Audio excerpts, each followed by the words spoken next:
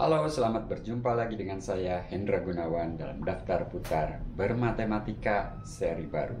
Dalam video kedua ini, saya akan melanjutkan pembahasan tentang sistem bilangan. Kita sudah membahas sistem bilangan bulat Z dengan operasi penjumlahan padanya.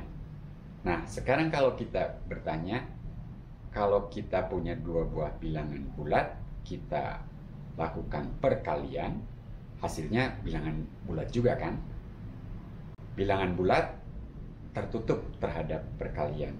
Lalu bilangan bulat juga memiliki unsur identitas perkalian, yaitu 1.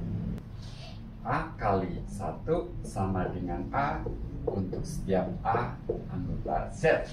Tapi pertanyaan kita sekarang adalah, kalau saya punya bilangan bulat A tidak sama dengan 0, apakah ada B sedemikian sehingga A kali B sama dengan 1? Kalau ada, B tersebut disebut unsur kebalikan dari A. Jawabannya tidak selalu punya, kecuali kalau A sama dengan 1. Unsur kebalikannya adalah 1 juga, tapi kalau A sama dengan 7 misalnya, tidak ada bilangan bulat B sedemikian sehingga 7 kali B sama dengan 1. Nah, karena kekurangan bilangan bulat itulah kemudian kita beranjak ke sistem bilangan yang lebih besar lagi, yaitu sistem bilangan rasional. Sistem bilangan rasional adalah himpunan bilangan rasional Q yang beranggotakan bilangan-bilangan yang kita tuliskan dengan A per B, dengan A dan B bilangan bulat, dan B tidak sama dengan 0. Dan pada himpunan bilangan ini kita definisikan operasi penjumlahan dan perkalian. Nah, sekarang kita punya bilangan seperti setengah, 3/4, dan seterusnya, yang kita kenal juga sebagai bilangan pecahan. Catat di sini bahwa penulisan bilangan pecahan A per B bukan penulisan yang tunggal. Maksudnya apa? Maksudnya dua pecahan A per B dan C per D menyatakan bilangan yang sama jika dan hanya jika AD sama dengan BC.